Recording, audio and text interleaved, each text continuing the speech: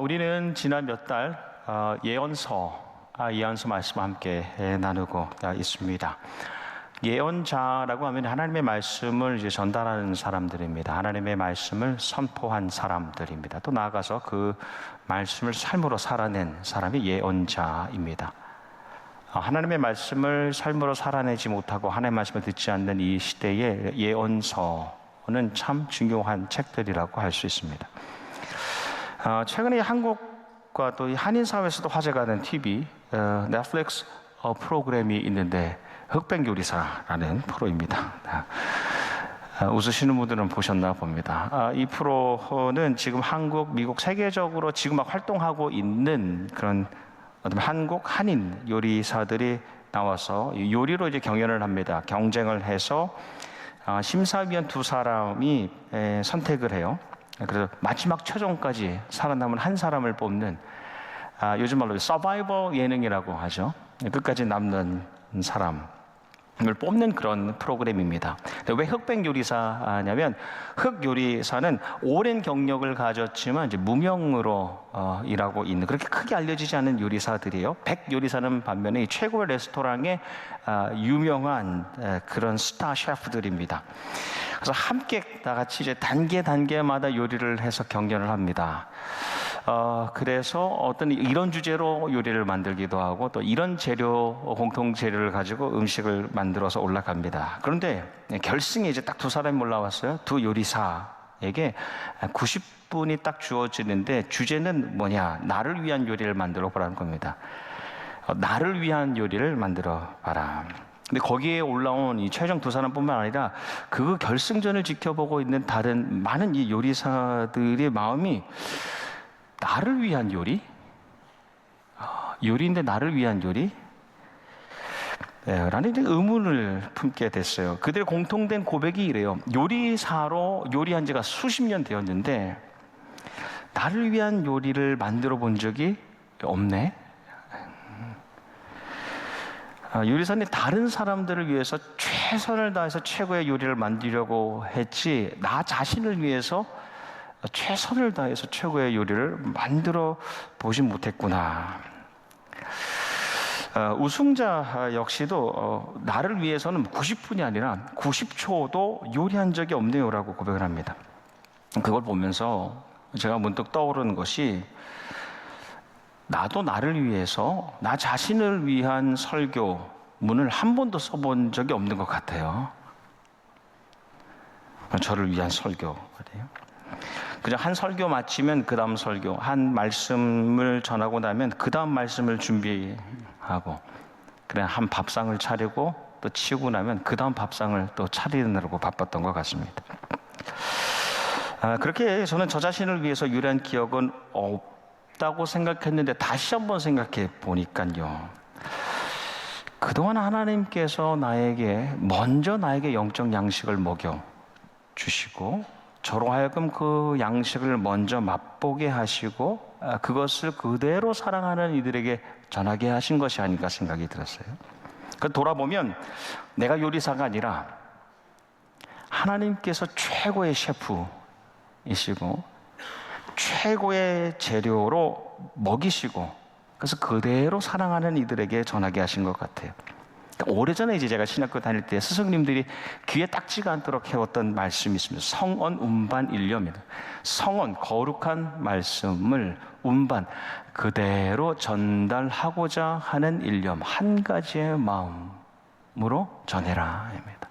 내 말이 아니라 거룩하신 하나님의 거룩한 말씀을 그대로 있는 그대로 전달하고자 하는 변치 않는 일심 하나의 마음. 그분들의 가르침을 습고하게 됩니다. 김계영 목사님, 우리 일대 목사님, 이민의 삶 가운데 교인들에게 사랑과 위로의 말씀, 하나님의 말씀을 그대로 전하라고 하셨죠. 우리 박희민 목사님께서는 이 공동체, 이 영원한 기쁨의 공동체가 어떻게 하나 되고 이 기쁨을 누릴 수 있는가에 대한 말씀을 그대로 전하려고 하셨어요. 그분의 설교는 항상 웃음이 있었죠. 벌써 작년에 됐어요. 은퇴하신 리명천 목사님.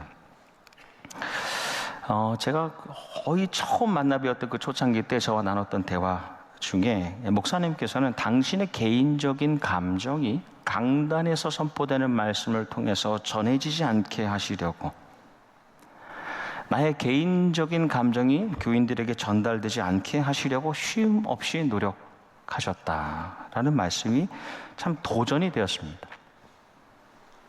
저도 미약하지만 저의 마음, 제가 바라는 마음, 제 소원이 여러분께 전달되는 것이 아니라 참 하나님의 마음, 하나님의 그 진심이 온전히 운반되기를 소원한, 정말 하나님께서 회중을 향한, 우리 성도, 우리 교인들을 향하신 그 마음이 무엇일까 깊이 묵상하고 오직 그것만이 전달되기를 바라면서 사역하고 있지요. 이달까지, 이번 1월까지 구약의 마지막 부분 예언서 Books of Prophets를 탔습니다. 예언서는 세상에 살아가는 그런 사람들, 세상의 사람들에게 전달되어진 메시지라기보다는 원래는 하나님의 백성이었지만, 또 하나님의 백성이라는 타이틀을 가지고 있지만 이제는 하나님 중심이 아닌 자기 중심으로 살아가는 사람들, 하나님 중심의 신앙을 잃고 자기 중심의 생활에 치중한 사람들에게 주로 선포된 말씀이 이 예언서 말씀이에요. 그래서 예언서는 단순히 이제 앞으로 이런 일이 일어날 것입니다 라고 일어난 일들에 대해서 얘기하는 것이 아니라 철저히 그 하나님의 시선과 그 관점을 백성들을 보고 그 백성들에게 하나님의 마음, 하나님의 진심을 전달한 것, 그것이 예언서입니다. 우리가 잘 알듯이 오래전에 이 제사장의 시대가 있었죠. 완전히 이제 분절해서 나눌 수는 없지만 제사장의 시대의 백성들은 제사를 드렸습니다. 성전에 나와서 제사를 드렸어요. 근데 제사장들의 시대가 지나고 난 다음에 왕들의 시대가 와요. 근데 왕들의 시대는요, 어떤 왕이 되느냐에 따라서 이 백성들이 제사에 대한 집중도가 높아지고 낮아지고, 그리고 점점 하나님부터 멀어졌습니다. 그때 하나님께서 이 예언자들을 세우시는 거예요. 백성들을 향한 하나님의 마음을 정말로 전해줄 수 있는 사람, 예언자들을 세운 겁니다. 그래서 예언자들의 그 말과 삶을 통하여 하나님의 마음이 그대로 고스란히 전달되는 겁니다. 하나님께서는 더럽고 차가운 시대라도, 하나님께서는 더럽고 차가운 시대라 하여도 이 예언자라는 사명의 사람을 통해서 그 진심을 무결하게, 흠이 없이 그대로 백성들에게 선포하게 하시는 것, 이것을 prophetic voice라고 하죠. 예언자적 소리라고 합니다. 그렇게 그를 통해서 들려지는 하나님의 음성은 모든 하나님의 사람이라면 품어야 되고, 들어야 되고, 그리고 살아내야 되는 겁니다. 구약의 예언자의 시대를 닫는 구약의 마지막 그 예언자들의 시대를 닫는 예언자들 중에 이제 스가랴가 있습니다. 스가랴 이름이 흥미로워요. 자카르라는 말, 기억하다와 여호와를 줄여서 야라고 합니다. 자카르야입니다. 하나님께서 기억하신다라는 의미예요. 하나님께서 기억하신다? 백성들은 잊어버릴 수 있지만 하나님께서 기억하신다는 겁니다. 원래 이 스가랴는요, 레위 지파 중에 제사장이 될 사람이었어요. 아버지, 할아버지 대대로 제사장이 될 사람인데, 여러분, 나라가 망하고 성전이 무너지니까 제사를 드릴 수가 없게 된 거죠. 근데 하나님께서 이 백성들과 그들이 세워갈 그 성전을 기억하신 거예요. 잊지 않으셨어요. 근데 회복되기를 원하십니다. 그래서 놀랍게 바벨론의 포로로 들어갔던 사람들, 백성들을 다시 데려오시는 거예요. 여러분, 하나님께서 그 포로된 자들을 왜 다시 불러오느냐? 성전, 하나님의 성전을 다시 세우게 하시려고 기억하시고 그들을 불러내시는 겁니다. 그 가운데 스가랴, 자카리야, 아직 하나님께서 백성들과 백성들이 지었던 그 성전을, 지어갈 성전을 기억하고 계시다라는 메시지의 삶을 사는 겁니다. 그 이름 자체가 그래요. 하나님께서 그 시대에 하나님의 사람, 남은 자들, 사명자들을 통해서, 여러분, 남은 자들을 통해서 뭘 세웁니까? 하나님께서 교회를 세우십니다. 하나님의 교회를 세우시는 거예요. 하나님의 교회를 세우셔서 세상을 뭘로 바꾸세요? 하나님의 나라로 바꾸시는 거예요.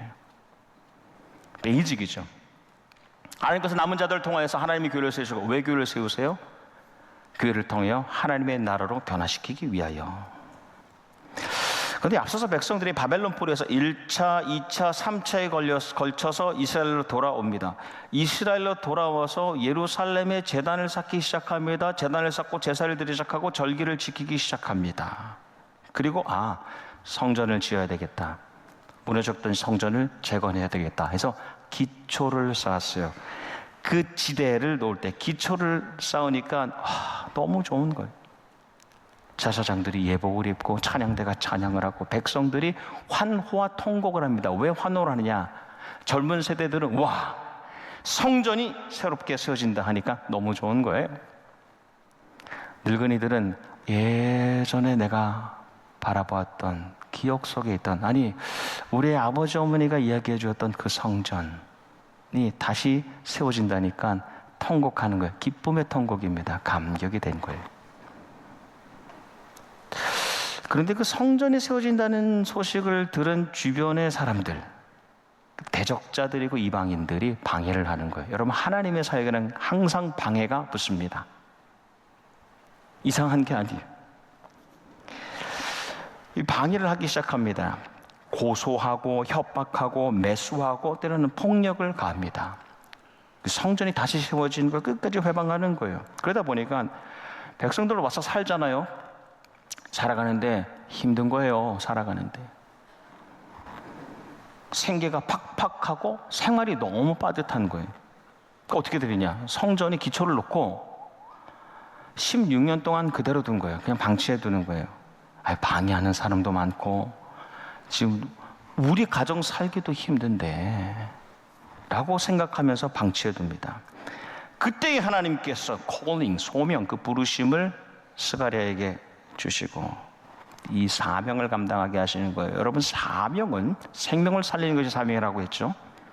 여기 사명은 민족을 살리는 사명입니다. 이스라엘 민족은 성전이 세워질 때 살 수 있었어요. 이스라엘 민족 언제 흩어졌냐? 언제 망했느냐? 성전이 무너지면 그들의 삶은 망하는 겁니다. 지금과도 공통점이 있죠.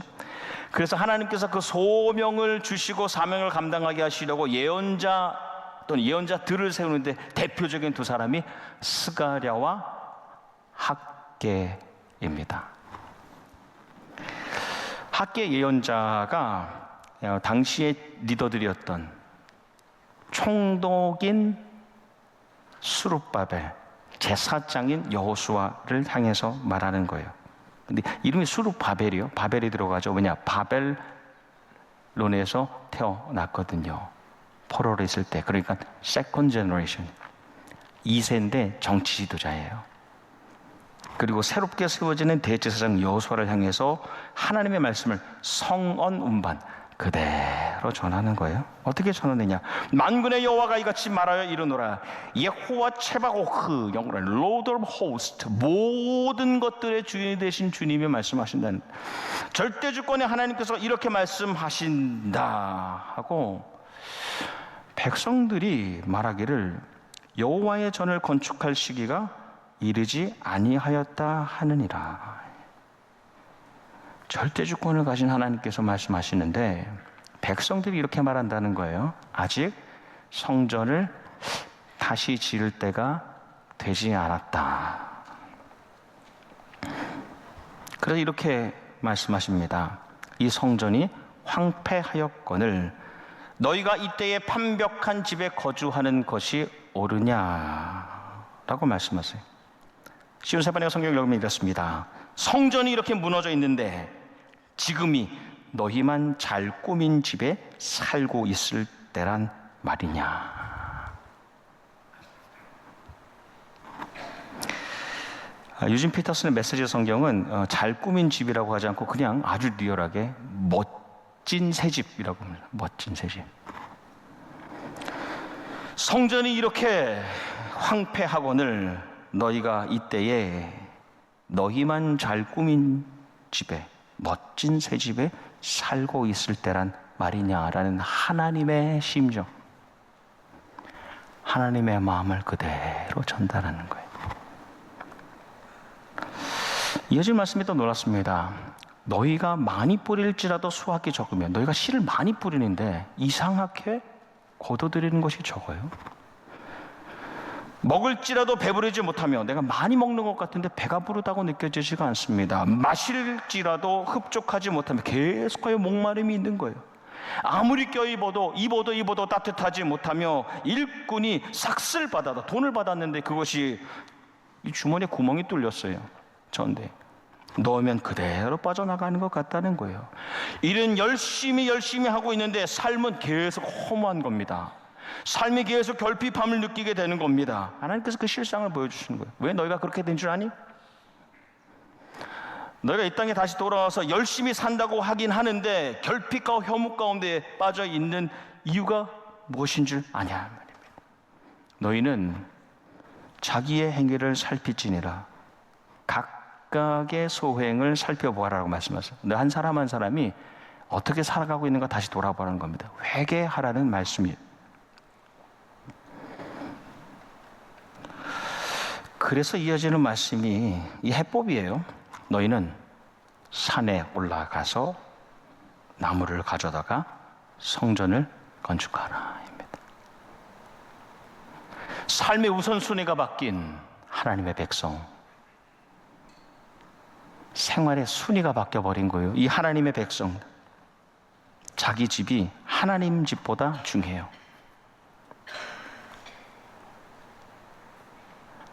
자기 집이 하나님의 집보다 중요하고 자기 일이 하나님의 일보다 앞서는,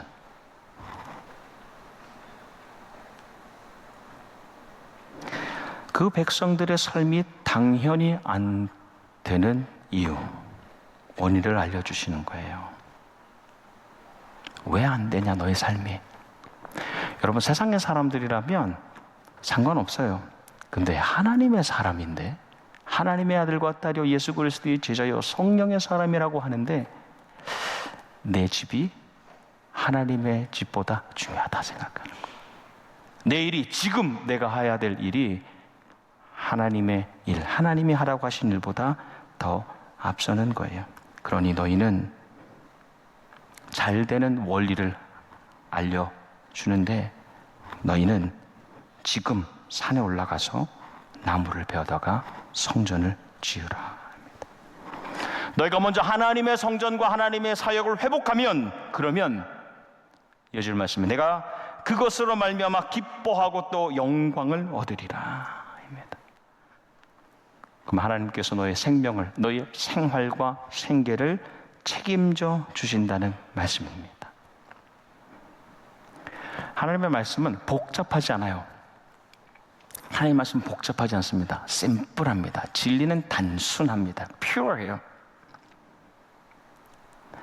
여러분, 모든 진리 어디 있습니까? 모든 진리는 십자가에 있습니다.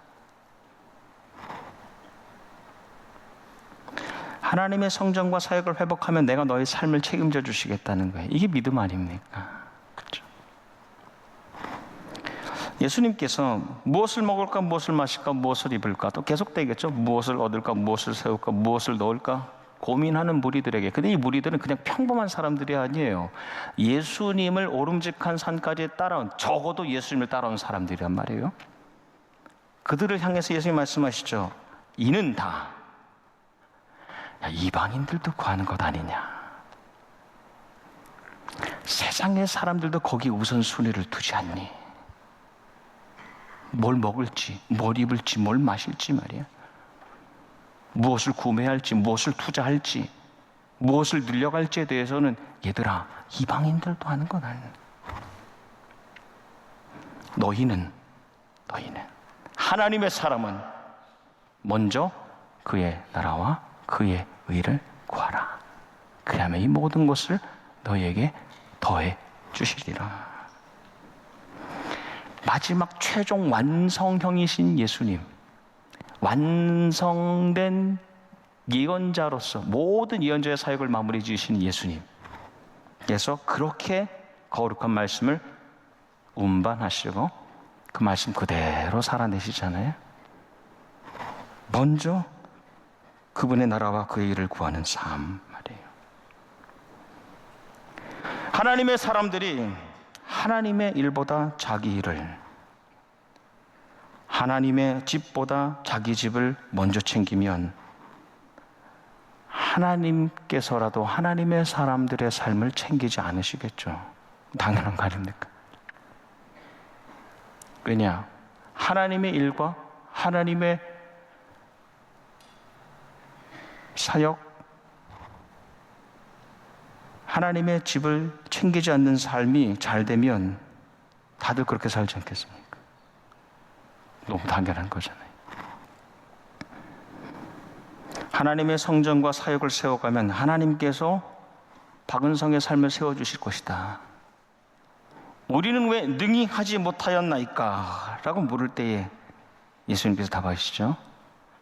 기도 외에 다른 것으로는 이런 류가 나갈 수 없느니라. 기도 외에 영적인 능력 외에 다른 힘과 등으로는 이런 류의, 이런 사탄 마귀의 능력, 악한 영의 역사를 쫓아낼 수 없느니라. 오직 성령님의 역사가 아니면 한 생명도 일으킬 수가 없어요. 하물며 이 거룩한 성전을 다시 세운다는 건 말이에요. 기도 외에는 불가능한 거죠. 이 제자들이 이 사건을 경험했잖아요. 그 어떻게 합니까? 그 후에 오순절 다락방에서 기도할 때에 성령이 임재하시잖아요. 교회가 세워지죠. 그 제자들이 하는 사역들마다 손을 얹은 즉 됩니까? 일어나는 역사가 일어나는. 말씀했습니다. 제가 대학 시절에 대학교 때 준전도사로 사역했습니다. 준전도사 아마 처음 들은 분들 계실 텐데 전도사인 듯 전도사 아닌 듯 준전도사인데 차이는 뭐냐면 전도사님이 하는 대로 대부분 합니다. 근데 페이는 안 받는 거예요. 네. 일은 더 많이 하는데 페이는 안 받고 신학생이니까 그냥 대학교 때. 근데 저는 이제 모든 시간을 통해서 지금 제가 상기하고 반추해 보면 하나님께서 이 목회에 도움이 될 만한 경험들을 많이 주신 것 같아요.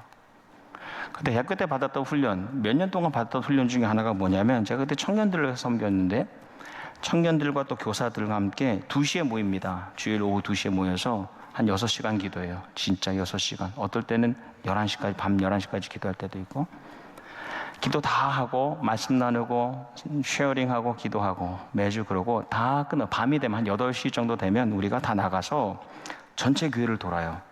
같이 기도하고 돌면서 쓰레기를 줍습니다. 쓰레기 줍는 청년은 같이 쓰레기를 줍고 그리고 또 동시에 교회를 축복하는 마음으로 기도합니다.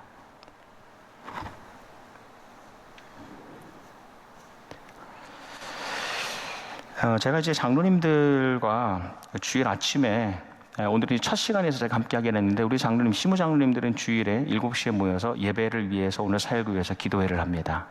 작년부터 오셨고 올해도 계속 매주일 합니다. 오늘 나눌 말씀 가운데 역대하 29장 15절 말씀인데 히스기야 왕이 성전을 청소하는 그런 장면이에요. 놀랍게도 히스기야 왕이 성전을 청소하는, 성전을 새롭게 하기 전에 뭘 하냐? 형제들을 성결하게 한다. 성전에 들어와서 청소하는 자들의 그 심령을 성결, 거룩하고 정결하게 먼저 만드는 겁니다.